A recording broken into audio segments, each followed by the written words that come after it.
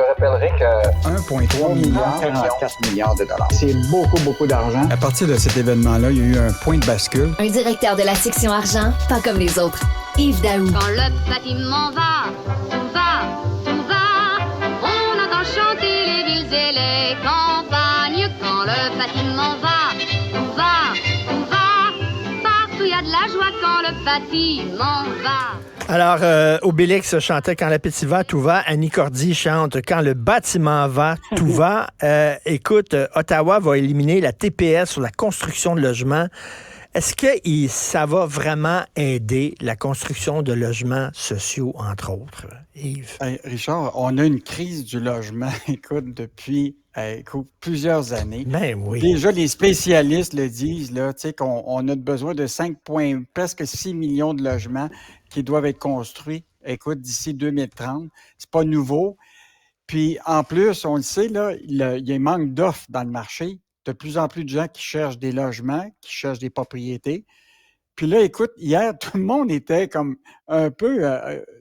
personne ne s'attendait à ça. Tu sais, une promesse de 2015 qui est sortie du sac de Justin Trudeau pour dire il élimine la TPS sur les matériaux de construction, sur la main-d'œuvre pour permettre de construire des logements abordables.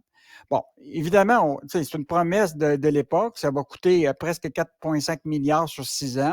Les provinces, ils n'étaient pas au courant de ça, puis peut-être qu'ils vont être appelés à devoir réagir. Est-ce que le gouvernement du Québec lui va enlever la TVQ?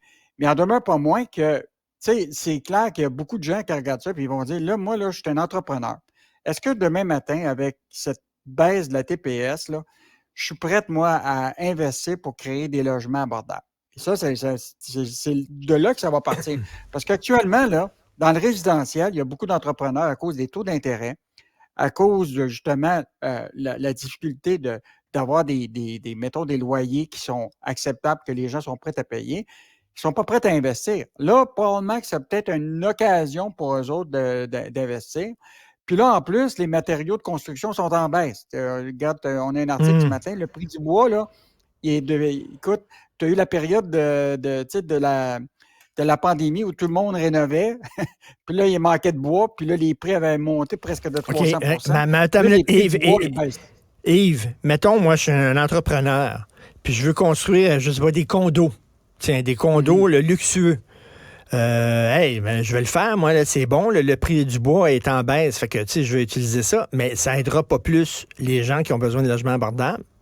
Ça les aidera pas. La question, c'est que Richard, ça revient toujours à l'offre et la demande. La question, c'est que la demande est élevée, l'offre est inexistante. Dans un système capitaliste, malheureusement, c'est ça qui arrive, c'est que les prix, tu ne peux pas avoir un gel des prix demain matin, il n'y a personne qui va investir. La seule affaire que tu peux permettre, c'est de créer des conditions qui permettent à des gens d'investir. Mais là, en même temps, là, est-ce que ces propriétaires-là, immobiliers, qui vont construire ça, est-ce qu'ils vont mettre ça dans leur poche? Tu comprends-tu, pour faire plus de profit? Ben oui. Puis la question, c'est qu'ils vont maintenir les loyers élevés. Ben oui. Écoute, on est rendu là, tu sais. Les autres, ça va leur coûter moins cher de construire des logements, mais est-ce qu'ils vont les rendre abordables, ces logements-là? C'est une autre question, ça. Ah. Hein? Mais écoute, l'enjeu est tellement grand, Richard. Écoute, on en parle maintenant, les gens. Là, tu sais, il y a 3 postes budgétaires pour les familles. Le logement, l'alimentation, puis le transport. OK? Si tu as le transport, puis tu as 2 autos, tu as le prix de l'essence qui augmente, puis ils écopent là. Dans l'alimentation, écoute, c'est juste ça jump. Puis dans le logement, écoute, c'est les prix, là. Écoute, actuellement, le logement représentait 16 des budgets. Maintenant, c'est presque 20-25 Yves, les deux grandes priorités, là, c'est se nourrir, se loger, OK? Se nourrir, se loger. Le REM, là, 8 milliards de dollars.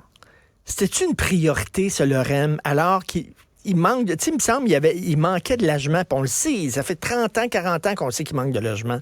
On arrive avec une bébelle comme le REM qui va vampiriser le système de transport commun existant.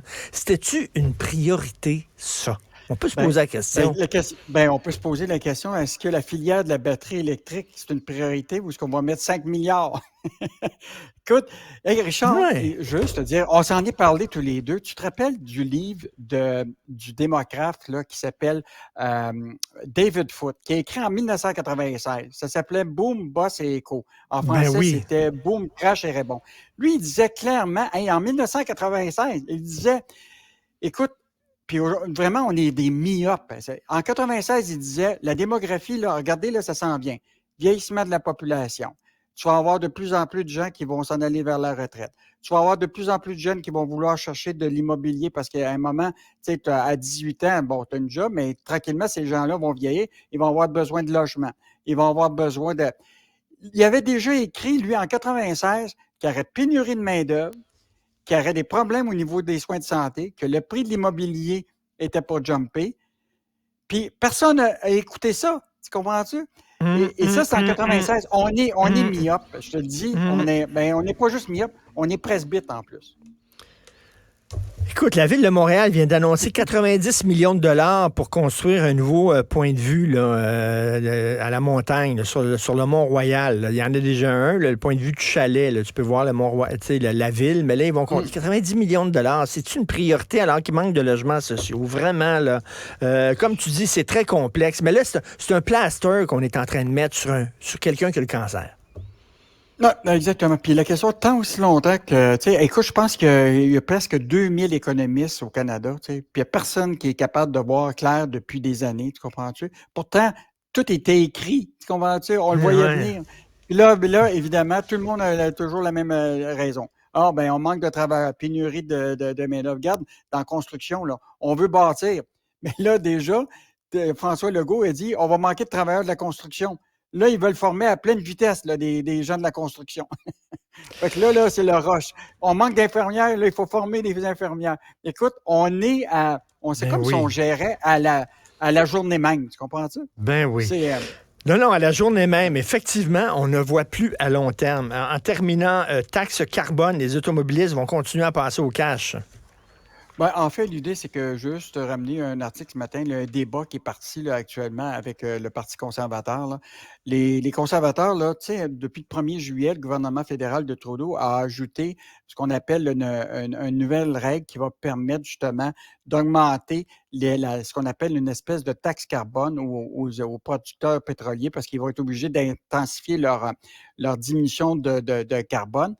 Et là, c'est pas identifié comme une taxe. Sauf que le directeur parlementaire du budget, lui, a estimé que ça serait à peu près 17 cents par litre d'essence d'ici 2030 que cette taxe-là de carbone représenterait. Et là, il y a un débat.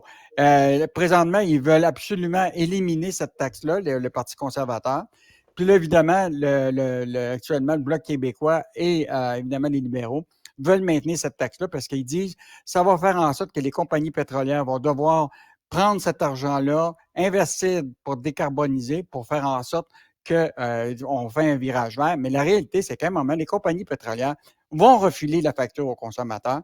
Puis c'est sûr que les automobilistes, là, au cours des prochaines années, ce virage vert-là, ils vont écoper à la pompe à essence. Puis là, tu sais, le virage vert, là, c'est pas sûr que ça va arriver rapidement. Oublie pas, le gouvernement Legault veut 2 millions de voitures électriques d'ici 2030 au Québec. Puis Biden, là, il veut que d'ici 2032, 67% du parc automobile aux États-Unis soit voiture électrique. Moi, je te dis, là, je vois la bulle, là. Eh bien, il faut lire Nathalie El-Grabli, justement, là-dessus, sur les promesses concernant les autos électriques de François Legault. Elle lui répond. Écoute, en terminant, qu'est-ce qu'on va lire ce week-end dans la section argent? Ce week-end, 2 choses. On parlait tantôt de la construction. Imagine-toi, tu sais, on voyait beaucoup de Mexicains dans nos champs de maraîchers pour justement cultiver nos fruits et légumes. Là. Bien là, les travailleurs étrangers arrivent dans la construction. Et on a des entrepreneurs actuellement qui sont en train d'engager des électriciens qui viennent de Cuba, qui viennent de plusieurs pays ailleurs dans le monde. Donc, évidemment, on va voir de plus en plus dans la construction des travailleurs étrangers. On revient sur le fait que de plus en plus de manufacturiers d'automobiles rendent les automobiles tellement complexes, Richard, là, que c'est difficile de les réparer. On était voir des garagistes, là, puis ils sont même plus capables de réparer les automobiles. C'est tellement électronique maintenant qu'ils sont obligés d'investir dans des outils tellement sophistiqués que ça ne vaut plus la peine pour eux autres d'être des bons garagistes. Donc, on a été parler à quelques garagistes là-dessus.